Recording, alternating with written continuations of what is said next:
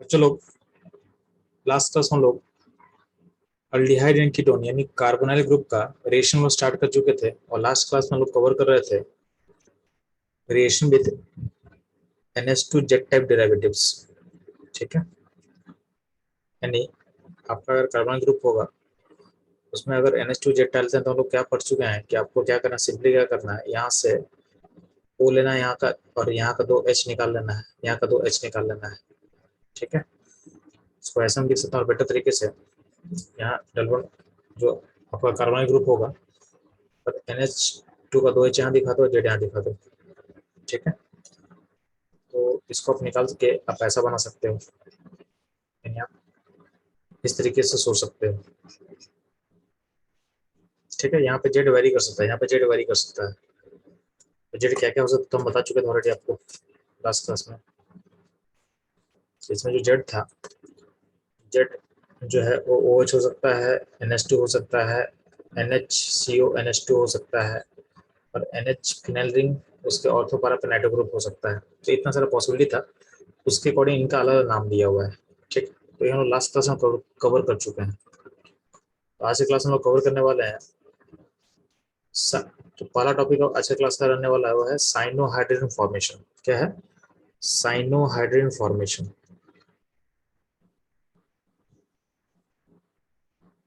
आपका पहला टॉपिक रहेगा, चलो, साइनोहाइड्रिन फॉर्मेशन। तो ध्यान देना, जब भी आपके पास कार्बोनाइल ग्रुप होगा तो आपको पता है कार्बोनाइल ग्रुप का जो जो कार्बन सेंटर होता है वो उसमें डेल्टा पॉजिटिव होता है। ठीक, तो CN ग्रुप है, वो CN ग्रुप क्या होगा, इस कार्बन पे क्या करेगा, अटैक करेगा। क्या करेगा? अटैक करेगा। यानी सिंपली आप बोल सकते हो कि कार्बन का बॉन्ड टूटता है। अब ध्यान देना, अब लॉजिकली समझो ना, लॉजिकली समझो। तो अगर सिंपल वे में बोले तो आप क्या करोगे, आपको पता है कि यहाँ का जो पाई बॉन्ड हम तोड़ेंगे, पाई बॉन्ड तोड़ेंगे तो C पे चार्ज क्या आएगा, C पे चार्ज आएगा प्लस और O पे चार्ज आएगा माइनस। तो ये माइनस हो गया, प्लस हो गया। अब जो CN माइनस है वो उसका सोर्स क्या होता है, तो CN माइनस है ना, या तो केमिस्ट्री में आपको NaCN लिखा रहेगा या KCN लिखा रहेगा, ऐसा आयनिक कंपाउंड लिखा रहेगा और कभी कभी SCN भी लिखा रहता है। ये सारा सोर्स क्या है, ये सारा सोर्स क्या होता है, CN माइनस का होता है। तो CN माइनस यहाँ से मिलेगा तो CN माइनस यहाँ पर अटैक कर लेगा। अटैक कहाँ करेगा, C सेंटर पर। अटैक करने के बाद आपका सिस्टम क्या होगा, सिस्टम बनेगा इस तरीके का, वो माइनस यहाँ से CN लिंक हो गया और यहाँ से आपका R1 है, यहाँ पे R2 लिंक कर दिए। ठीक है, अब सॉल्वेंट से वाटर है, वाटर सॉल्वेंट है तो सॉल्वेंट से H+ लेगा, तो सॉल्वेंट से आपका जो क्या लेगा, H+ लेगा। अल्टीमेटली क्या बन जाएगा, COH R1 R2 CN। इसको बोला गया है साइनोहाइड्रिन, इसको बोला गया है साइनोहाइड्रिन। ठीक है, ये हो गया आपका साइनोहाइड्रिन, तो ये आपको पता होना चाहिए। ठीक, इसमें इंपॉर्टेंट पॉइंट क्या है ना, इंपॉर्टेंट पॉइंट क्या है कि इस साइनोहाइड्रिन का अगर हम हाइड्रोलाइसिस करते हैं, यानी इस कंपाउंड का को डालते हैं H+H2 में, H+H2 में डालेंगे तो आपको दिख रहा है कि यहाँ पर CN ग्रुप है। ये CN ग्रुप आपको पता है कि सेडिमेंट हाइड्रोलाइसिस में जो CN ग्रुप है वो कहाँ कन्वर्ट होता है, तो वो पता है एक कन्वर्ट होता है आपके COOH में।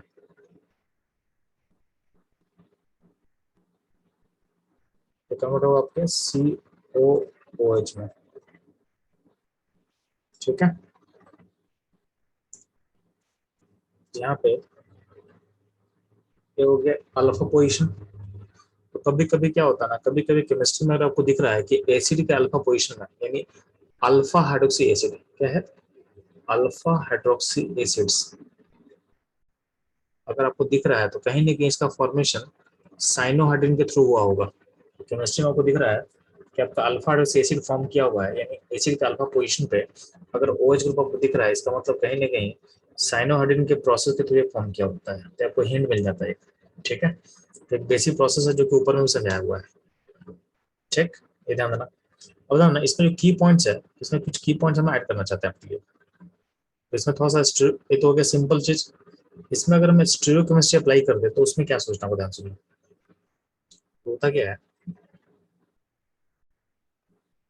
आपके पास क्या है, आपके पास जो शुरू में मॉलिक्यूल लिया हुआ है, मॉलिक्यूल के पास है, इस मॉलिक्यूल का जो कार्बन होता है, कार्बन क्या होता है, sp2 हाइड्रोजन होता है। sp2 हाइड्रोजन का मतलब इसका जो भी बॉन्ड होगा वो सारा होगा, उसका शेप क्या होगा, तो वो ट्रायगोनल प्लेनर शेप को अडॉप्ट किया रहेगा, यानी इन प्लेन होगा। इसको ऊपर में यहाँ दिखा दे रहा है, इसमें सारा बॉन्ड क्या है, एक प्लेन सिंगल प्लेन में है, सिंगल प्लेन में है। तो न्यूक्लियोफाइल जो है, न्यूक्लियोफाइल जो सीएन है, उस सीएन जो है वो ऊपर से भी अटैक कर सकता है इसके पास, तो सीएन का अटैक ऊपर से हो सकता है और सीएन का अटैक नीचे से हो सकता है। तो अगर ऊपर से अटैक करेगा तो कंपाउंड ऐसा बनेगा, ऊपर सीन हो गया, और इधर अल्टीमेटली अगर वाटर ले ले तो चलो ऐसा बनता है, ठीक है। और नीचे वाला अटैक लेंगे तो उसका फॉर्मेशन ऐसा होगा,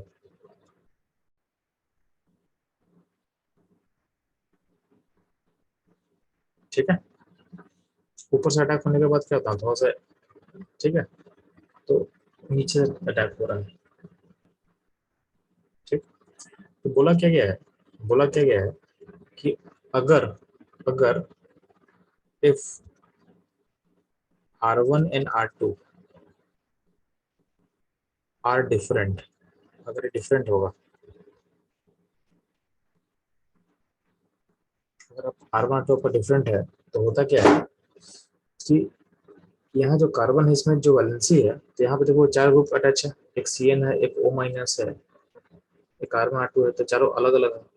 तो जिस कार्बन पे अगर चार अलग अलग ग्रुप होगा तो उसको बोलते हैं कि कार्बन क्या होगा, कायरल सेंटर होगा, कायरल मतलब ऑप्टिकलेटिव सेंटर होगा। तो आपका जहाँ कार्बन प्रोड्यूस हो रहा है उसको हम स्टार मार्क कर दे रहे हैं, मतलब कार्बन क्या होगा, कायरल होगा। कब, जब R1 R2 अलग होगा, ठीक है, डिफरेंट होगा R1 R2, तो आपका जो सेंटर बना वो क्या होता है, कायरल होता है।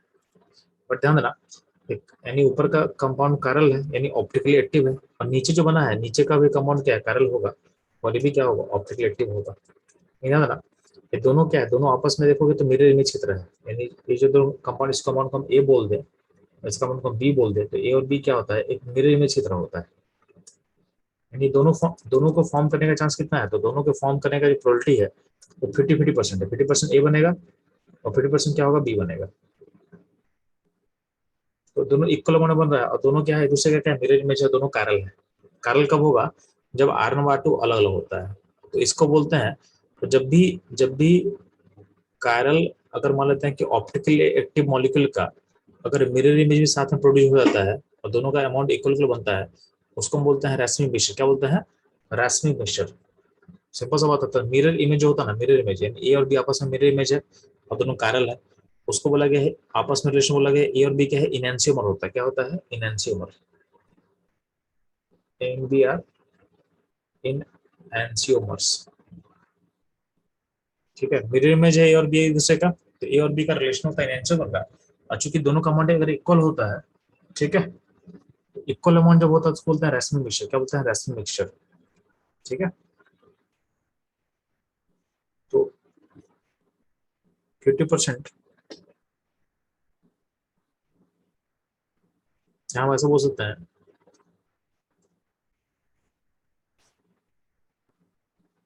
तो ए और बी चूंकि इक्वल अमाउंट में है तो उसको बोला गया है कि ये जो यहाँ पे जो फॉर्मेशन होता है, जो पर्ड बना हुआ है, यानी आपका जो सॉल्यूशन में जो पर्ड फॉर्म किया है, इस पर्ड को बोलते हैं कि ये क्या है, ये है आपके पास, ये रैस्मिक मिक्सचर है। यानी आपका जो सीन के अटैक के बाद जो प्रोड्यूस होगा, तो इसमें बोला गया कि एक रैस्मिक मिक्सचर क्रिएट हो रहा है। क्या हो रहा है, रैस्मिक मिक्सचर क्रिएट हो रहा है, रैस्मिक मिक्सचर फॉर्म कर रहा है, ठीक है, रैस्मिक मिक्सचर फॉर्म कर रहा है। और प्रोसेस को बोलते हैं हम रैसमाइजेशन, प्रोसेस को बोलते हैं रैसमाइजेशन, ठीक है। तो प्रोसेस का नाम हम यहाँ ऊपर लिख दे रहे हैं, रैसमाइजेशन।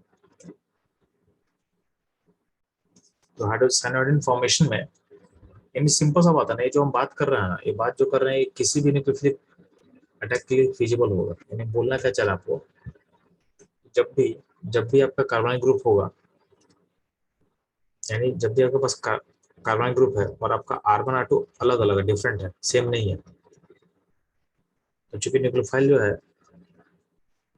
न्यूक्लियोफाइल कोई भी हो, वो यहाँ से भी अटैक कर सकता है और पीछे से भी अटैक, यहाँ से भी अटैक कर सकता है, और दोनों से अटैक करेगा तो क्या होता है, यहाँ दो मॉलिक्यूल बनेगा, दोनों क्या था, ऑप्टिकली एक्टिव रहेगा, दोनों क्या रहेगा, ऑप्टिकली एक्टिव रहेगा। ठीक है, तो एक ये बना, और पीछे से अटैक करेंगे तो ऐसा कुछ बनेगा।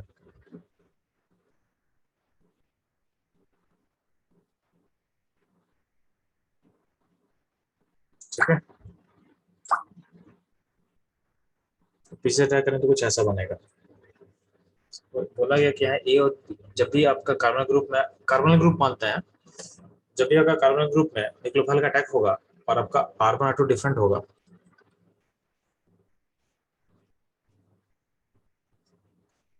डिफरेंट, दोनों कार्बन सेंटर है, ये भी कार्बन सेंटर, ये भी कार्बन सेंटर है, दोनों क्या है, बहुत है कार्बन,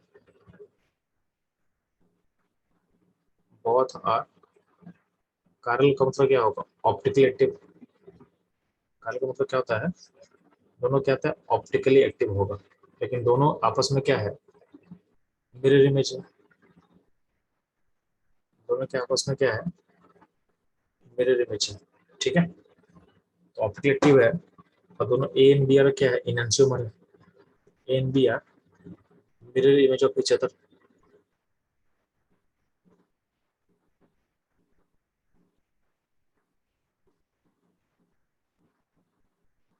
मिरर जब भी कंपाउंड कारल होता है और एक दूसरे में अगर मिरर इमेज हो तो उसको बोला गया है इनएंशियोमर। क्या बोला गया है, इनएंशियोमर, यानी ए और बी का रिलेशन जो होता है उसको बोलेंगे इनएंशियोमर।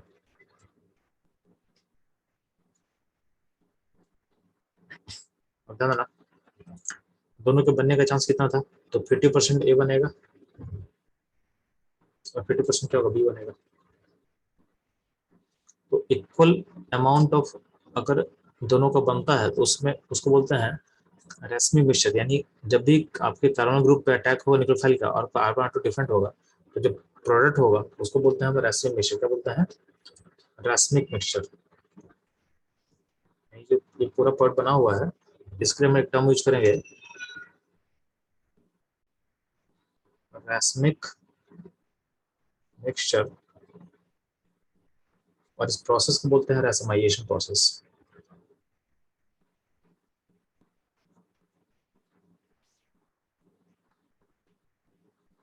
आपका ध्यान देना, अगर इस कंपाउंड को अगर हम डी बोल रहे हैं, मान लेते हैं कि ए का नेचर डी है, डी मतलब ए आपके लाइट को राइट घुमाएगा, प्लस प्लस मतलब राइट रोटेशन, और आपका जो कंपाउंड बी है उसका रोटेशन क्या होगा, जस्ट उल्टा होगा, तो इसको हम एल बोलेंगे या माइनस बोलेंगे। ठीक है, दोनों का इक्वल वन बनेगा, तो नेट रोटेशन क्या होगा, सिस्टम का जीरो होगा। तो रेसिम मिश्र का नेट, इसका नेट नेट रोटेशन कितना होगा, जीरो होगा, यानी आपका प्रोडक्ट ऑप्टिकल एक्टिव है बट नेट सिस्टम क्या है, नेट ऑप्टिकल रोटेशन जीरो होगा।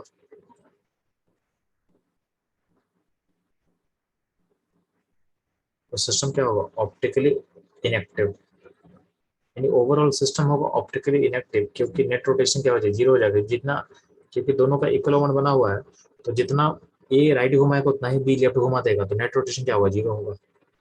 ठीक है, इसको बोलते हैं कि एक मॉलिक्यूल का रोटेशन को दूसरा मॉलिक्यूल क्या कर रहा है, कंपनसेट कर रहा है।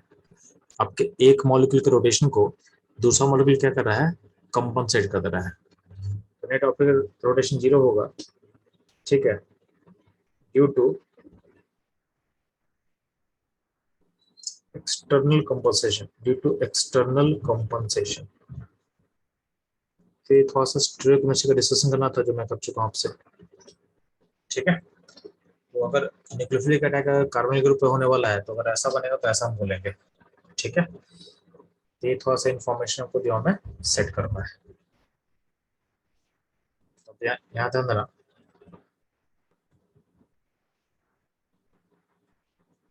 तो आपका साइड हाइड्रोजन फॉर्म कर गया, तो यहाँ पे प्लस माइनस लिखा हुआ, इसका मतलब क्या है, इसमें रैस्माइजेशन हुआ है और यहाँ जो प्रोडक्ट है वो आपका रैस्मी मिक्सचर है। ठीक है, और वाटर अटैक करेंगे तो क्या होगा, यहाँ पे OH बन गया, अब यहाँ प्लस माइनस है, इसका मतलब क्या हुआ, यानी दोनों दोनों पॉसिबिलिटी क्या, इक्वल वन बना हुआ है। हाइड्रेशन करने के बाद क्या हो रहा है कि आपका जो सीन ग्रुप है कहाँ जाएगा, COH में जाएगा, तो यहाँ पे जो एसिड प्रोड्यूस हो रहा है, तो यहाँ भी आपका जो प्रोडक्ट में प्लस माइनस लिखा हुआ, प्लस माइनस का मतलब क्या है कि यहाँ पे दो पॉसिबिलिटी है, एक डी ही बना होगा और एक एल ही बना होगा, यानी एक डेक्स्ट्रो रोटेटरी यानी प्लस ही बना होगा, सिस्टम एक माइनस ही बना होगा। ठीक है, ये ध्यान रखना, प्लस हम बता चुके हैं, कि अल्फा हाइड्रोक्सी एसिड अगर आपको दिखेगा तो कहीं ना कहीं आपका जो प्रोसेस है वो साइनोहाइड्रिन के थ्रू गया से प्रोसेस ऑकर किया होगा। ठीक है, तो बच्चों लोग इससे अपना साइनोहाइड्रिन फॉर्मेशन खत्म होता है। ठीक, नेक्स्ट हम लोग फोकस करें बच्चों लोग sodium bisulphide addition, sodium bisulphide addition reactions. तो ध्यान देना, जब भी आपके कार्बोनाइल ग्रुप में यानी आपके एल्डिहाइड या कीटोन में हम अगर सोडियम बाइसल्फाइड ऐड कर देते हैं तो पहले क्या होता है, पहले बेसिक रिएक्शन होता है, तो पाई बॉन्ड टूटेगा, ओ पे चला जाएगा माइनस, सी पे चला जाएगा प्लस, तो उसके अकॉर्डिंग यहाँ पे Na प्लस को भेज देंगे O के पास और SO3H को भेज देंगे C के पास, तो ऐसा बन जाएगा।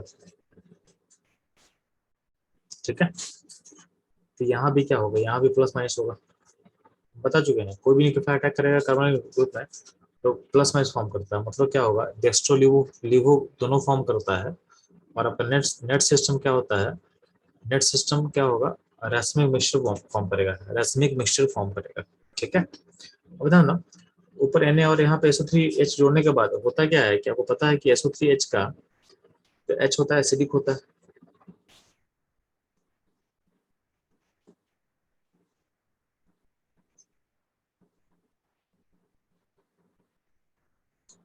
SO3H का क्या होगा, एसिडिक होगा। ठीक है, एसिडिक होता है, अब एसिड अपना इसको लूज करना चाहता है तो यहाँ से H लूज करेगा तो H यहाँ से यहाँ चला जाएगा और यहाँ पे, और जो सोडियम प्लस है यहाँ वापस यहाँ अटैक के अटैच हो जाएगा, अल्टीमेटली इस तरह का मॉलिक्यूल क्रिएट होगा। तो इस पर से ऊपर चला गया और चूंकि यहाँ पे एसिडिक एसिड था और यहाँ पे सोडियम आयन आके अटैच हो गया और जो बनता है ये होता है व्हाइट क्रिस्टल पीपीटी। यहाँ पे जो आयन फॉर्म किया हुआ है होता है white crystal PPT, white crystal PPT. ठीक है, फॉर एग्जाम्पल नीचे दिखाया हुआ है, जैसे मान लें कि एसीटोन है, इसमें ऐड करेंगे सोडियम बाइसल्फाइड तो क्या होगा, आपका ए बनेगा। ठीक है,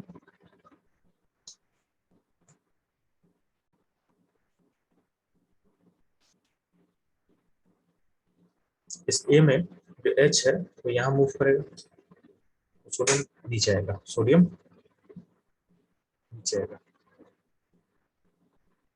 ये बन गया आपका व्हाइट क्रिस्टल पीपीटी, ये बन गया आपका व्हाइट क्रिस्टल पीपीटी। ठीक है,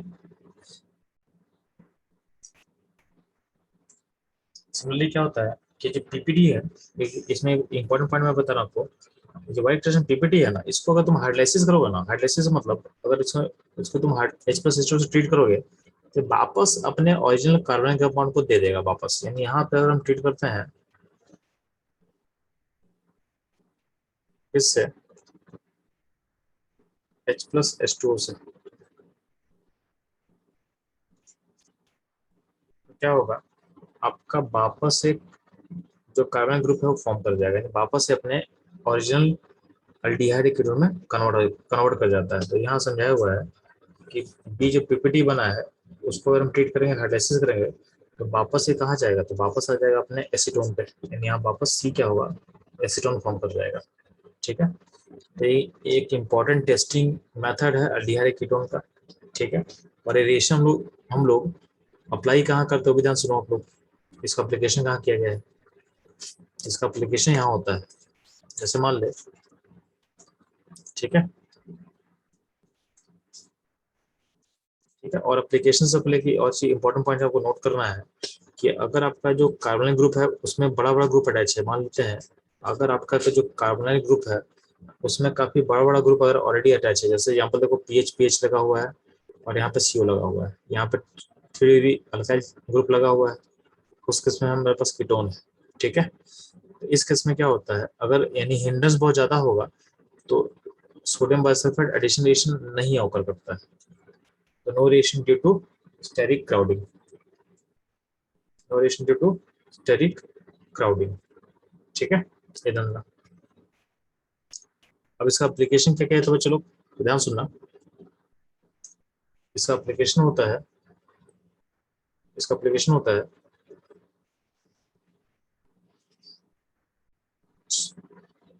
प्यूरिफिकेशन ऑफ कार्बोनाइल ग्रुप, यानी आपके अल्डिहाइड कीटोन का अगर हमको प्यूरिफिकेशन करना होगा तो इस रिएक्शन हम यूज कर सकते हैं। फॉर एग्जाम्पल ध्यान देना, जैसे मान लो आपके पास कोई एल्डिहाइड कीटोन दिया हुआ क्वेश्चन में, ठीक है, आपके पास कोई एल्डिहाइड कीटोन दिया हुआ क्वेश्चन में, तो ध्यान देना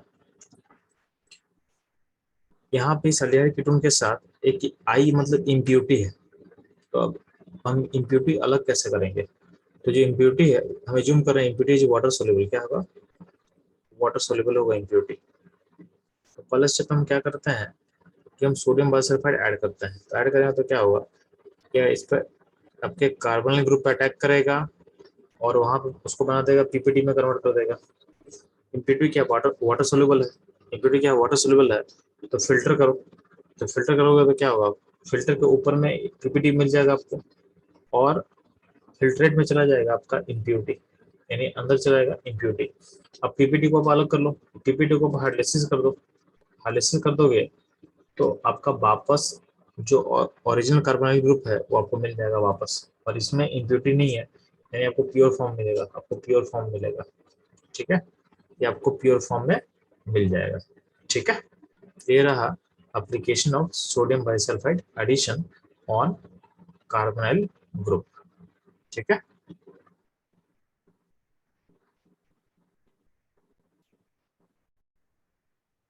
बच्चों लोग यहाँ पे छोटा सा डाउट है मैं कवर कर दे रहा हूँ कि आफ्टर न्यूक्लियोफिलिक अटैक के बाद जब का जो कार्बन ग्रुप में जो प्रोडक्ट बनता है, तो अगर R1 R2 डिफरेंट होगा उस केस में बोल रहे हैं, आपका जो कंपाउंड जो फॉर्म करता है तो आपका दो पॉसिबिलिटी है। ठीक है, तो यहाँ मैं ए और बी बना दिया, इन दोनों पॉसिबिलिटी में मैं बोल रहा हूँ कि दोनों कंपाउंड ऑप्टेटिव है, बट नेट सिस्टम का नेट रोटेशन जीरो होगा, बट नेट सिस्टम जो है वो होता है ऑप्टिकली इनेक्टिव। ऐसा इसलिए होता है क्योंकि ये दोनों जो ए और बी कंपाउंड फॉर्म कर रहा है वो एक दूसरे का क्या होता है, जस्ट अपोजिट होता है। तो अगर मान लेते हैं कि जो कंपाउंड ए है वो उसका रोटेशन अगर 10 डिग्री होगा प्लस में, तो कंपाउंड बी का रोटेशन क्या होगा, -10 होगा। तो नेट जो लाइट इन करेगा सिस्टम में उसका नेट रोटेशन क्या होगा, जीरो हो जाएगा। ठीक है, उसको आप ऐसे सोच सकते हो, उसको आपको इसलिए यहाँ बोला गया क्योंकि एक मॉलिक्यूल का रोटेशन को दूसरा मॉलिक्यूल कंपनसेट कर रहा है, एक मॉलिक्यूल का रोटेशन को दूसरा मॉलिक्यूल क्या कर रहा है, कॉम्पनसेट कर रहा है, इसलिए यहाँ बोला गया है एक्सटर्नल कॉम्पनसेशन। यानी एक मॉलिक्यूल जो लेफ्ट में है उसको राइट वाला क्या कर रहा है, कॉम्पनसेट कर रहा है। ठीक है, इसका बस बोला गया है एक्सटर्नल कॉम्पनसेशन। ठीक, इसको कोई एक चीज याद रखना इस तरीके से आपको, जिसके साथ हम लोग का कार्बन ग्रुप का जो एडिशन का जो पार्ट है वो ऑलमोस्ट फिनिश हो रहा है। इसका तो हम लोग सीखने वाले हैं बच्चे लोग एसिटल फॉर्मेशन। ठीक है, एसिटल एंड हेमिस्टल फॉर्मेशन।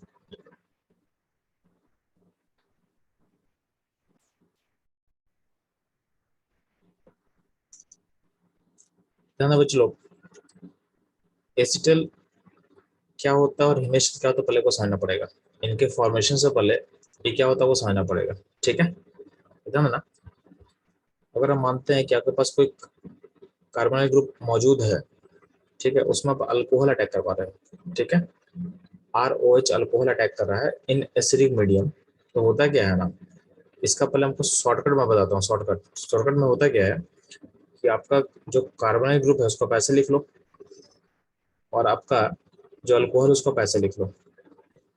ठीक है, अब ध्यान देना, बेसिकली क्या होगा कि यहाँ अल्कोहल, यहाँ से आप पाई बॉन्ड को ब्रेक करो, कार्बोनिल ग्रुप का सी और ओ का जो पाई बॉन्ड है उसको ब्रेक करना है, और अल्कोहल का जो OH है उसका तोड़ेंगे बॉन्ड, तो वो से प्लस बनेगा माइनस बनेगा, यार यहाँ प्लस बनेगा माइनस बनेगा, तो अल्टीमेटली क्या करना, अल्कोहल का H को यहाँ भेज दो और इसको यहाँ भेज दो, तो अल्टीमेटली आपका मॉलिक्यूल ऐसा बन जाएगा, यानी आपका जो कार्बन ग्रुप है उसमें एक OH बन जाएगा, उसमें उसमें और एक OR बन जाएगा, तो ये पार्ट आ रहा है अल्कोहल से, ये पार्ट आ रहा है अल्कोहल से। ठीक है, इसको बोलते हैं हेमिस्टर, यानी आपके एल्डिहाइड कीटोन में अगर एक अल्कोहल का मॉलिक्यूल ऐड होता है तो उसके कारण आपका हेमिस्टर का फॉर्मेशन होता है, हेमिस्टर का फॉर्मेशन होगा।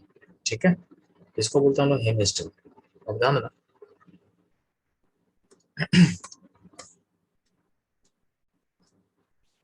तो हेमिस्टर समझ में आएगा आपको।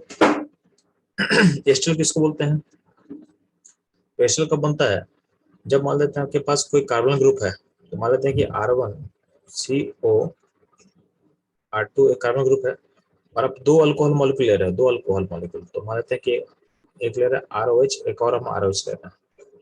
दो अल्कोहल मॉलिक्यूल लोगे तो उसमें अगर इस सिस्टम में अटैक करेगा तो यहाँ से O हटेगा और यहाँ से H हटेगा, यानी आपके कार्बोनिल ग्रुप के कार्बन का डबल बॉन्ड O खत्म हो जाएगा, तो उसका दो वैलेंसी खाली होगा, उसका दो वैलेंसी क्या होगा, खाली होगा। ठीक है, उसमें क्या करेंगे हम, उसमें हम लोग OR लिंक कर देंगे। ठीक है, इससे जो फॉर्म करता है इसको हम बोलते हैं हम लोग एसीटोन। ठीक है,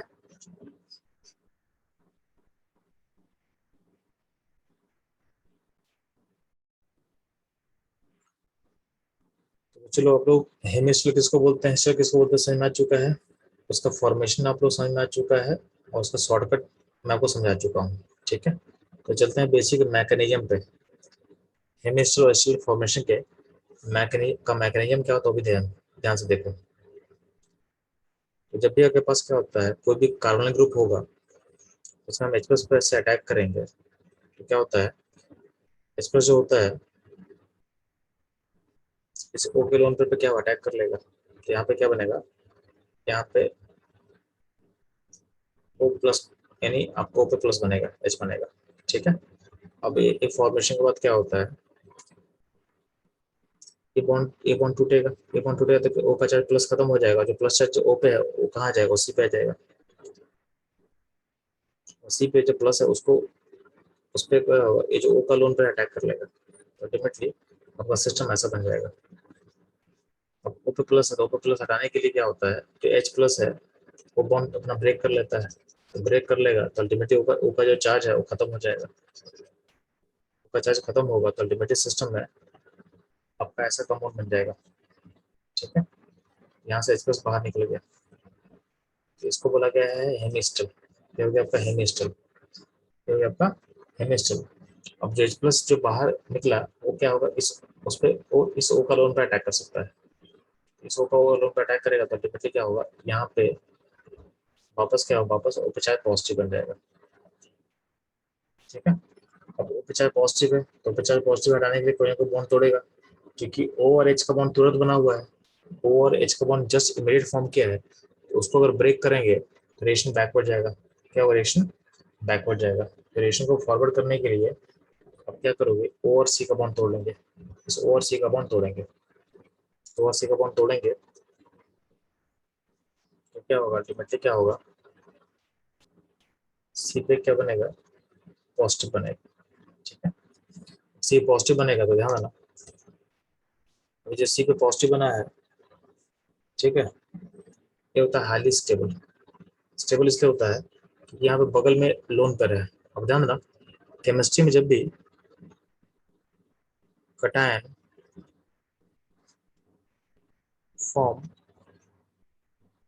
adjacent to adjacent to lone pair containing atom,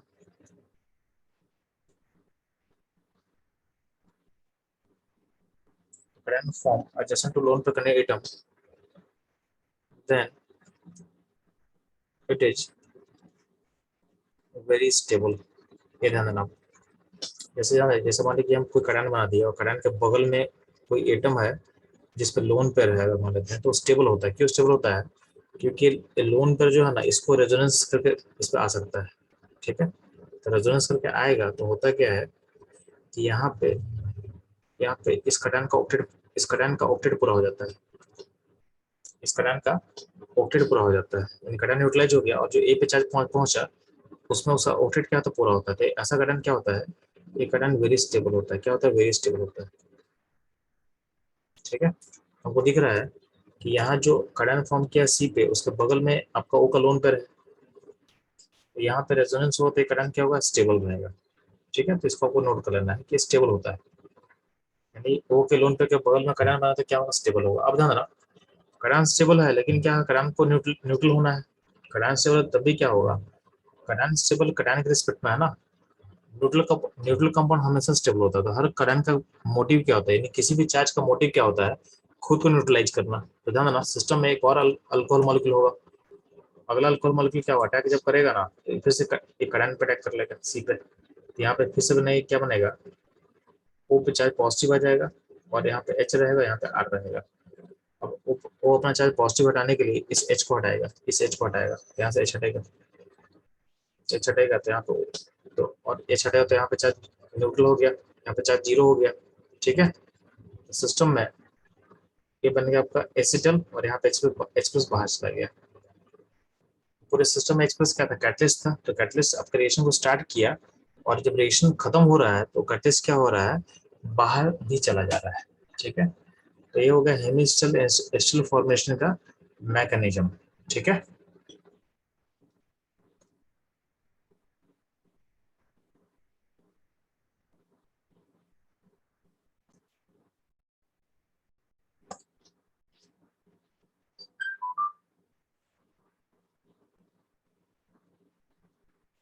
ध्यान देना। तो चलो, एक और इम्पोर्टेंट पॉइंट जो आपको पता होना चाहिए, आपका जो एसिटल है, देखो ध्यान से, अगर कोई कार्बन ग्रुप रहेगा तो उसको हम उसका हम एस्टर भी बना सकते हैं, उसका हेमिस्टर भी होता है, उसका हेमिस्टर भी होता है। ये ये हेमिस्टर फॉर्म है और ये एस्टल फॉर्म है। तो बोला क्या गया है कि आपका जो, आपको पता है कि अगर हम एस्टल फॉर्म या हेमिस्टर फॉर्म को अगर हम हाइड्रोलाइसिस करेंगे तो क्या होता है, वापस आपका जो कार्बन ग्रुप है वो मिल जाएगा आपको। ठीक है, यानी बोला क्या गया है कि आपका हेमिस्टर जो होता है वो वो अनस्टेबल होता है एवरी मीडियम में। ठीक है, तो हेमिस्टर फॉर्म को अगर एसिडिक मीडियम हो या बेसिक मीडियम हो या न्यूट्रल मीडियम हो, किसी मीडियम में क्या होगा, वो वापस अपने ओरिजिनल कार्बन ग्रुप के पास पहुंच जाता है। यानी कोई भी हेमिस्टर फॉर्म क्या होता है, ये सारे के सारे मीडियम में, चाहे एसिडिक हो, चाहे बेसिक हो, चाहे न्यूट्रल हो, हर जगह वापस अपने ओरिजिनल कार्बन ग्रुप को पहुंच जाता है, बैकवर्ड पॉसिबल है। ठीक है, लेकिन ये काम एस्टल में नहीं होता है, इससे मैं ध्यान रखना इंपॉर्टेंट, ये बहुत इंपॉर्टेंट चीज आगे पर है कि एस्टल फॉर्म जो होता है एसिडिक मीडियम में अगर करोगे तो अपने कार्बोनिल ग्रुप के पास पहुंच जाएगा, बट अगर न्यूट्रल मीडियम हो और बेसिक मीडियम हो उसमें क्या होता है, अपने फॉर्म में स्टेबल रहता है। ठीक है, इसका मतलब ये वापस अपने कार्बोनिल ग्रुप को नहीं जाता है। Acetal form is stable in neutral and basic medium. ये बहुत इंपॉर्टेंट पॉइंट है जो आपको पता होना चाहिए। आपका एस्टल फॉर्म जो है स्टेबल होता है न्यूट्रल एंड बेसिक मीडियम में। ठीक है, यानी बेसिक न्यूट्रल मीडियम में वो स्टील के फॉर्म में स्टेबल रहेगा, वो वापस अपने कार्बोनिलिक के फॉर्म में वापस नहीं जाने वाला है। ठीक है,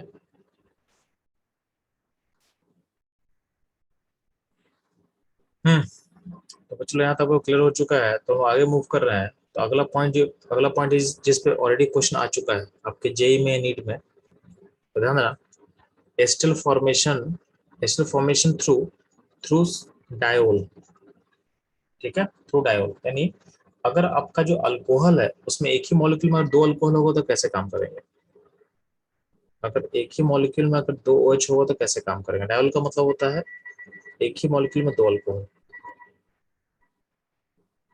ठीक है, तो बोला क्या गया है कि अगर एक ही मॉलिक्यूल में दो अल्कोहल हो तो बहुत सिंपल है कि एक ही मॉलिक्यूल का दो OH का दो H निकाल लेंगे और यहाँ से O निकाल लेंगे और आपका बन जाएगा, ये बन जाएगा आपका इस तरह का एस्टल बनेगा। तो चूंकि एक ही मॉलिक्यूल से हम दो O अटैच कर रहे हैं तो आपका फिगर बन जाएगा साइक्लिक, क्या बन जाएगा, साइक्लिक। तो साइक्लिक एस्टल फॉर्मेशन होता है, साइक्लिक एस्टल का फॉर्मेशन होगा। और साइक्लिक एसिटल को हम बोलते हैं, सॉरी बोलते हैं केटल। केटल का मतलब होता है साइक्लिक एसिटल। बात समझ में आ गया। अल्टीमेटली आपको दिख रहा होगा इस पूरे प्रोसेस में हो क्या रहा है, इस प्रोसेस में हो क्या रहा है कि आपका एक एक पार्टिकल है कार्बोनिल ग्रुप का, एक पार्टिकल आपका क्या है, अल्कोहल का है, और यहाँ पे अल्टीमेटली आपका एक पार्टिकल का बना रहा है एस्टल का, और प्लस साथ में क्या हो रहा है, साथ में दो H प्लस निकल रहा है, दो H प्लस निकल रहा है। ठीक है, दोनों एच निकलेगा ना, तो दोनों एच प्लस निकलता है, बेसिकली क्या है, वाटर निकल रहा है, बेटर हम बोलेंगे वाटर निकाल दो। ठीक है, दो एच प्लस है और यहाँ क्या निकल गया, वाटर निकल गया। यहाँ भी दो मॉलिक्यूल है और यहाँ भी कितना हो गया, यहाँ भी दो मॉलिक्यूल फॉर्म कर रहा है, तो डेल्टा एस क्या होगा, तो डेल्टा एस प्रोसेस का ये ऑलमोस्ट क्या होगा, जीरो हो जाएगा। ठीक है, सिमिलरली अगर आप यहाँ देखते हो यहाँ पे अगर मान लेते हैं कि मेरा अल्कोहल साइक्लिक नहीं है, मतलब सॉरी मेरा अल्कोहल डायोल नहीं है, यानी पर मॉलिक्यूल OH का नंबर एक ही है, यानी मोनो अल्कोहल है, मोनो अल्कोहल है, उस केस में क्या होगा, तो उस केस में हम लोग सीखे थे कि इसमें अल्कोहल का H हटाएंगे और O हटा के जोड़ देंगे, तो यहाँ पर आपका एस्टर ऐसा बनेगा, यहाँ भी क्या होगा, वाटर निकल रहा होगा, यहाँ पे कितना पार्टिकल लेफ्ट साइड में देखोगे, लेफ्ट साइड में पार्टिकल नंबर कितना है, तो एक पार्टिकल इसका कार्बोनिल ग्रुप का, दो पार्टिकल अल्कोहल का, तो टोटल पार्टिकल कितना होगा जी, 3 होगा। और राइट में देखोगे एक पार्टिकल होगा एसिटल का और प्लस वाटर, तो यहाँ पे कितना पार्टिकल होगा, 2 पार्टिकल होगा। तो आपको दिख रहा है कि अगर आप सिंपल अल्कोहल से एस्टर फॉर्म करते हो उस केस में जो डेल्टा एस होगा वो -1 होगा, ठीक है, यानी ज्यादा नेगेटिव होगा, ठीक है। और जब हम अगर हम डायोल के थ्रू फॉर्म करेंगे, डायोल के थ्रू फॉर्म करते हैं, तो उस केस में जो है वो डेल्टा एस है वो कम नेगेटिव होता है, वो कम नेगेटिव होता है, ठीक है। अब ध्यान देना, आप लोग पढ़े होंगे किसी भी प्रोसेस का जो स्पॉन्टेनिटी होता है, यानी कोई प्रोसेस स्पॉन्टेनियस है कि नहीं है, वो गवर्न करता है हम लोग डेल्टा जी फैक्टर से, डेल्टा जी फैक्टर से हम लोग गवर्न करते हैं। तो ध्यान देना, अगर इंट्रोपी चेंज जितना कम नेगेटिव होगा उतना ही डेल्टा जी ज्यादा नेगेटिव होगा। और आपसे पूछा जाएगा कि ऑप्शन 1 एंड 2 में किसमें इंट्रोपी चेंज ज्यादा नेगेटिव है, सॉरी इंट्रोपी चेंज बोल रहे हैं, किसमें डेल्टा जी ज्यादा नेगेटिव होगा, तो जिसका इंट्रोपी चेंज कम नेगेटिव होगा उसका डेल्टा जी ज्यादा नेगेटिव होगा। इसका मतलब जो ऑप्शन नंबर 1 है, यही जो डायोल का यूज कर रहे थे हम लोग, तो डायोल के थ्रू अगर हम एस्टर बनाएंगे तो उसमें ट्रॉपी चेंज होता है वो लेस नेगेटिव होता है, इसका मतलब आपका जो डेल्टा जी होगा ज्यादा नेगेटिव होगा, डेल्टा जी आपका ज्यादा नेगेटिव होगा, ठीक है।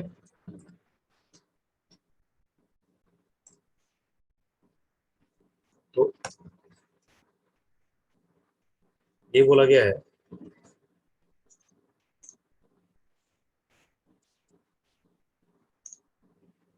Ester formation through diol is favored due to entropy factor, ester formation through diol is favoured due to entropy factor, ठीक है, ड्यू टू एंट्रोपी फैक्टर। तो अगर आपसे पूछा जाएगा कि कौन सा अल्कोहल लेना सही है, डायो लेना सही है कि सिंपल अल्कोहल लेना सही है, तो बोलोगे जब भी एस्टर फॉर्मेशन करते हैं तो डायो लेना बेटर होता है, ठीक है। तो डायल वाले प्रोसेस क्या होता है, ज्यादा स्पॉन्टेनियस होता है, ज्यादा स्पॉन्टेनियस होता है, यानी ज्यादा फास्ट होगा। तो जब भी एस्टर फॉर्मेशन का जो क्वेश्चन होता है ना, तो जनरली उसमें हम लोग डायल लेके चलते हैं, जनरली उसमें डायल लेके चलते हैं, डायल लेके चलेंगे, ठीक। अब ध्यान देना,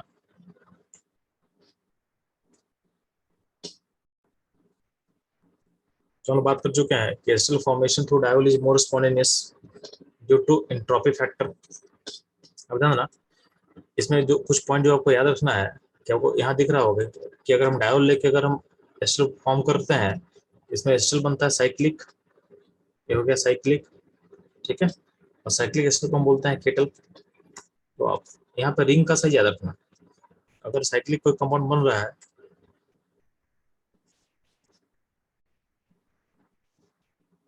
तो रिंग साइज इंपॉर्टेंट है, तो बोला गया है ring size of cyclic crystal either 6 member होना चाहिए तो 5 मेंबर होना चाहिए, ठीक है। ये पहला कंडीशन। अगला कंडीशन क्या बोला गया, क्योंकि होता क्या है, तो ये सिंपल डायल होता है ना, मान लेते हैं जिस इस डायल का हम बात कर रहे हैं, इस डायल में होता क्या है कि यहाँ पर जो कार्बन कार्बन में होता है सिंगल बॉन्ड होता है, तो यहाँ पे जो OH है और यहाँ OH है, इसका जो ओरिएंटेशन है वो मूव कर सकता है, यानी एक कार्बन कार्बन का बॉन्ड घूमेगा, तो बॉन्ड घूमेगा तो क्या हो, OH का भी ओरिएंटेशन चेंज कर सकता है, यानी इस केस में आपका जो OH का पोजीशन ऐसे भी हो सकता है और OH खुद को ऐसे भी कर सकता है, तो दोनों सेम ही चीज है, दोनों सेम ही चीज है, दोनों अलग चीज नहीं है। आप ऐसे लिखो या ऐसे लिखो, बोथ आर सेम थिंग, ये दोनों क्या है, दोनों आइडेंटिकल है, ठीक है। ये नहीं कि उसको उल्टा बोले, ऐसे नहीं बोलेंगे, क्योंकि बॉन्ड घूम रहा है ना, तो बॉन्ड घूमेगा तो एक हर मोमेंट में क्या होगा, सिस्टम आपस में क्या होगा, चेंज कर रहा होगा, ठीक है।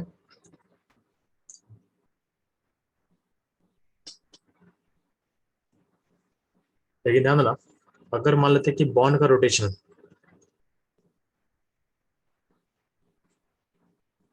और बॉन्ड रोटेशन इज ब्लॉक्ड,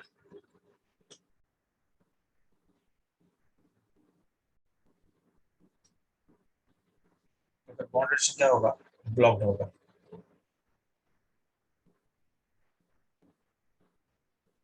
ठीक है। अगर आपका बॉन्ड रोटेशन ब्लॉक्ड होगा तो उस केस में क्या होगा, ध्यान देना। तो अगर बॉन्ड रोटेशन अगर हम ब्लॉक कर दें, तो अगर जैसे एग्जांपल दे दें ऐसा, यहाँ डबल बॉन्ड है और यहाँ पे एक OH ले लें और यहाँ पे एक OH ले लें, एक केस ऐसा ले लेते हैं, इसको बोला गया सिस, क्या बोलते हैं, सीन, सीन मतलब सेम साइड, सीन सिस डायल बोलते हैं, तो सीन डायल बोलते हैं, तो सीन मतलब सेम साइड में। और अगर हम ऐसा कर ले,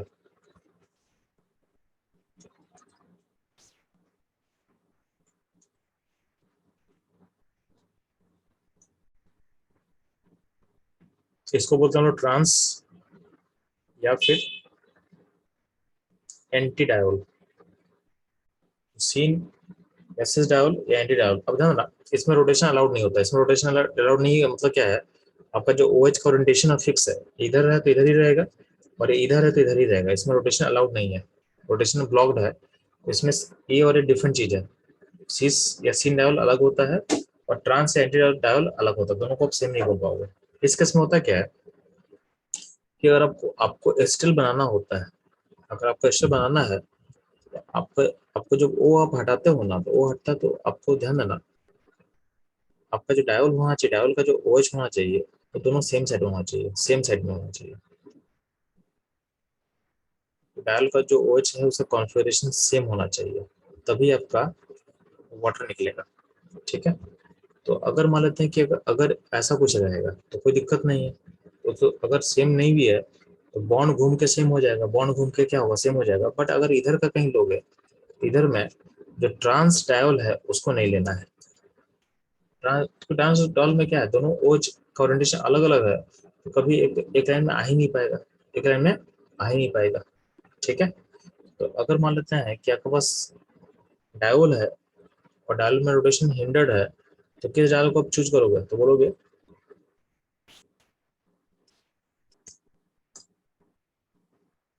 सीन डायल। ठीक है। तो ये बोला गया है both OH group of the diol seen to each other होना चाहिए। ठीक है। तो यही चीज मैं समझा रहा हूँ कि अगर मान लेते हैं कि आपका डायोल ऐसे सिस्टम का पार्ट है जहाँ पे बॉन्ड रोटेशन हिंडर्ड है, उस केस में क्या करेंगे कि जो सीन डायल होगा या जो सिस डायल होगा उसी से रिएक्शन करवाना है, उसी से आपको रिएक्शन करवाना है, सीन या सिस डायल से आपको रिएक्शन करवाना है।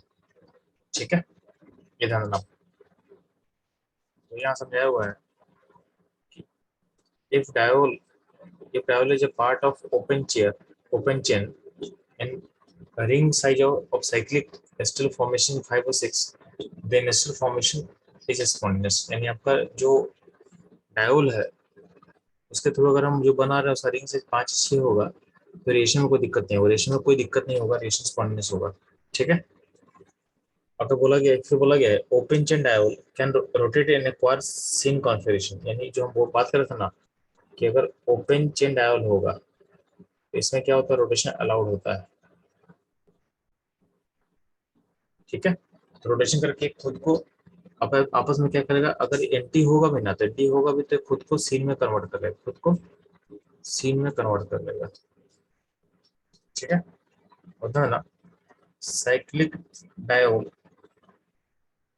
तो साइक्लिक ये हो गया ओपन डायल का केस। ओपन डायल में क्या होता है, रोटेशन अलाउड होगा तो क्या होगा, जो एंटी कॉन्फ़िगरेशन सीन में खुद को कन्वर्ट कर सकता है, रोटेशन के बाद खुद को कन्वर्ट कर सकता है। ठीक है। ये ध्यान दोगे आप। पॉइंट मेरा ये है, जो आपका साइक्लिक डायोल है उसमें रोटेशन अलाउड नहीं है। मान लेते हैं कि आपके पास अगर ऐसा कुछ डायोल दिया हुआ है तो वो OH है, ये दो OH में दो केस होता है कि अगर ये सीन होगा तो सीन का मतलब होता है दोनों सेम साइड होगा, बहुत OH सेम साइड मतलब या तो ऐसा लिखा रहेगा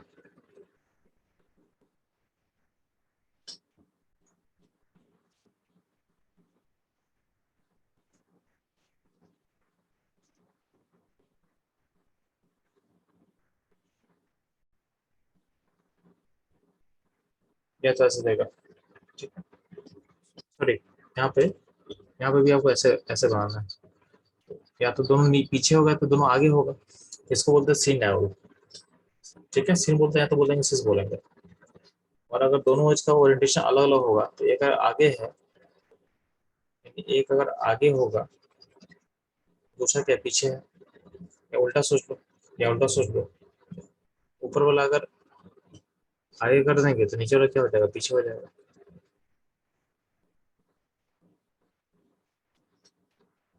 ठीक है, बोला गया है कि cyclic diol can not rotate, यानी रोटेट नहीं कर सकता है, जिसमें सिस ट्रांस जो होगा वो अलग अलग कंपाउंड्स होगा।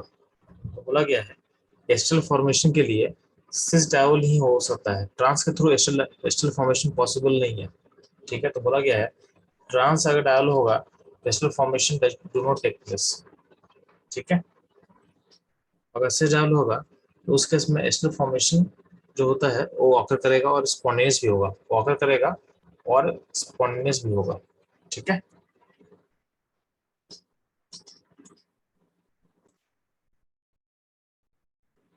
तो बच्चों लोग अल्टीमेटली पूरे डिस्कशन का कंक्लूजन क्या है कि अगर आपके पास कोई साइक्लिक डायोल है तो अगर इस तरह का ट्रांस फॉर्म में रहेगा ना, अगर आप बोलना इससे आपका एस्टल फॉर्मेशन नहीं होगा, एस्टल फॉर्मेशन नहीं होगा। ठीक है, और अगर सिस फॉर्म में होगा मतलब इस तरीके का होगा तो इससे आपका एस्टल फॉर्मेशन ऑकर करेगा। ठीक है, तो सिस डायोल या सिन डायोल से एस्टल फॉर्मेशन होगा और ट्रांस वाले से नहीं होगा। ठीक है, ये क्वेश्चन आपका नीट में पूछा हुआ क्वेश्चन है, आपका नीट एग्जाम में क्वेश्चन आया हुआ है, तो देखते हैं क्वेश्चन कैसे पूछा गया था नीट में। ध्यान सुनोगे, यहाँ पे क्वेश्चन पूछा था नीट में, दो ये रिसेंट का क्वेश्चन है, दो एक दो साल पहले में पूछा क्वेश्चन है। क्वेश्चन ये था कि which compound can differentiate between cis cyclopentane diol 1,2 diol and trans cyclopentane 1,2 diol। मतलब सिंपल सा बात है कि साइक्लोपेंटेन का जो सिस फॉर्म, डायोल का जो सिस फॉर्म है वो ऐसा होगा, दोनों एच सेम साइड होगा, और ट्रांस वाले का ऐसा होगा एक OH ऊपर हो तो एक OH क्या होगा, नीचे होगा, तो नीचे वाला OH हो गया और ऊपर वाला OH हो गया। बोला इन दोनों को डिफ्रेंशिएट हम कैसे करेंगे, यानी कौन सा मॉलिक्यूल हो जिन दोनों को डिफ्रेंशिएट कर देगा। तो ध्यान देना, यहाँ ऑप्शन होगा कौन सा, एसीटोन होगा। एसीटोन क्या होता है, एसीटोन में जब भी आप अटैक करोगे डायल से तो क्या बनेगा, एस्टल फॉर्मेशन होता है। एस्टल फॉर्मेशन किसके साथ तो करेगा, तो आपको पता है एस्टल फॉर्मेशन कहाँ करेगा जी, तो करेगा थ्रू सिस के साथ, ट्रांस में नहीं करेगा। ठीक है, इसका आंसर होगा एसीटोन। ठीक है, ये एक अच्छा क्वेश्चन था जिसको आप देख सकते हो कि किस तरह से घुमा के ऐसे पूछा गया आपसे। ठीक है, तो इस तरह के क्वेश्चन के लिए आपको रेडी रहना है। नेक्स्ट मूव करते हुए चलो हम लोग एप्लीकेशन ऑफ एस्टल फॉर्मेशन, आखिर हम एस्टल फॉर्मेशन पढ़ क्यों रहे हैं। ठीक है, तो एप्लीकेशन ऑफ एसिटल फॉर्मेशन। अब ध्यान देना, तो अगर हम बात करेंगे कि एस्टर फॉर्मेशन का रेट किस में फास्ट होगा, तो ध्यान देना अल्डिहाइड कीटोन में हम लोग पढ़ चुके हैं कि अल्डिहाइड लेस हिंडर्ड होता है, जहां पे स्टेरिक हिंड्रेंस कम होगा वहां पर रेट क्या फास्टर होगा। तो रेट ऑफ एस्टर फॉर्मेशन हमेशा अल्डिहाइड में फास्टर होगा as compare to ketone due to steric hindrance. अब होता क्या है कि एस्टर फॉर्मेशन का एप्लीकेशन क्या होता है, तो एप्लीकेशन होता है basically protection of aldehydic aldehyde या फिर लेस हिंडर्ड कार्बोनिल ग्रुप, यानी कभी कभी आपके सिस्टम में अल्डिहाइड होगा या फिर लेस हिंडर्ड कार्बोनिल ग्रुप होगा जिसको हमको बचाना होगा, उसमें हम एस्टर फॉर्मेशन का यूज कर सकते हैं। फॉर एग्जाम्पल समझना, आपके सामने एक मॉलिक्यूल लिखा हुआ है, इस मॉलिक्यूल में आपके लेफ्ट में क्या है, लेफ्ट में एक अल्डिहाइड ग्रुप है और राइट में क्या है, राइट में आपके पास एक कीटोन ग्रुप है, अल्डिहाइड है कीटोन है। ठीक है, तो मेरा पॉइंट ये है कि अगर मेरे को इसको बचाना है, इस यानी आपका जो अल्डिहाइड ग्रुप है उसको मुझे बचाना है, इसको हमको प्रोटेक्ट करना है, यानी यहाँ देखोगे तो यहाँ पे आपका राइट में कीटोन अल्कोहल में चला गया है और लेफ्ट में अल्डिहाइड अल्डिहाइड के फॉर्म में है, तो इसको बचाया गया, तो इसको हमको कैसे बचाएंगे कैसे, यहाँ पे ध्यान देना हम क्या करते हैं रिएक्शन के स्टार्टिंग में, अगर मान लेते हैं कि आप कुछ नहीं करेंगे और हम रिड्यूसिंग एजेंट डाल देंगे, रिड्यूसिंग एजेंट कोई भी डालें तो क्या करेगा, दोनों को अल्कोहल में चेंज कर देगा, तो ये दोनों अल्कोहल में चेंज हो गया। बट मेरा लॉजिक, मेरा मोटो क्या है, इसको बचाना है, इसको बचाना है, तो हम क्या करते हैं कि बिफोर रिड्यूसिंग एजेंट हम क्या करते हैं, एक डायोल ऐड करते हैं। ठीक है, डायोल क्या होगा, अटैक करेगा, तो आपको पता है कि अल्डिहाइड और कीटोन में अटैक फास्ट कहाँ होगा, अल्डिहाइड पे, तो आपका जो अल्डिहाइड है वो in form of cyclic acetal क्या हो गया, ये हो गया, एक फॉर्म कर चुका है। अब हम क्या करेंगे, LiH4 करेंगे, तो लिथियम अल्यूमिनियम हाइड्राइड जब डालेंगे तो एक कीटोन को रिड्यूस कर देगा, अल्कोहल बन गया। बट ये आपके एसिटल फॉर्म को कुछ नहीं करेगा, इन एसिटल फॉर्म को डिस्टर्ब नहीं करेगा। ये पहुंच चुका है। अब इसका हम क्या करेंगे, हम एसिडिक मीडियम का हाइड्रोलाइसिस कर देंगे, H+H2 कर देंगे। तो H+H2 में क्या वो सीखने हम लोग है कि जो आपका एसिटल फॉर्म है वो वापस अपने कार्बोनिक ग्रुप में आ जाएगा, यानी यहाँ पे जो एल्डिहाइड था वो वापस एल्डिहाइड आ जाएगा। इस तरीके से आप इसको बचा सकते हैं। ठीक है, ये रहा application of acetal formation. Same तरह का यहाँ पे एक और क्वेश्चन है। ठीक है, मुझे बचाना क्या है, मुझे इसको बचाना है। ठीक है, अगर इसको बचाना होगा तो अगर हम बोले कि नॉर्मली अगर हम कोई भी रिड्यूसिंग एजेंट यूज करेंगे तो आपका दोनों पार्ट रिड्यूस हो जाएगा। ठीक है, तो अगर मुझे इसको बचाना है तो हम पहले क्या करेंगे, एसिटल फॉर्म करेंगे तो यहाँ पे एस्टर बन जाएगा। और अब उसके बाद हम रिड्यूसिंग एजेंट को हम ऐड करेंगे। उसके बाद हम रिड्यूसिंग ऐड करेंगे, क्या होगा, CH2NH2 यहाँ पे फॉर्म करता है। ठीक है, CH2NH2 क्या होगा, फॉर्म करेगा। अब इसको हमको वापस हटाना है, तो वापस हटाने से क्या करेंगे, उसको हाइड्रोलाइसिस कर देंगे। तो वापस यहाँ पे जो आपका एस्टर फॉर्मेशन बना है, एस्टर जो है ये वापस अपने ओरिजिनल कार्बन ग्रुप में के फॉर्म में वापस आ जाएगा। ठीक है, उसमें ये वापस आ जाएगा। ठीक है, ये रहेगा बच्चों लोग अपना एस्टर फॉर्मेशन। ठीक है, तो आज का सेशन हम लोग यहीं पे एंड करेंगे।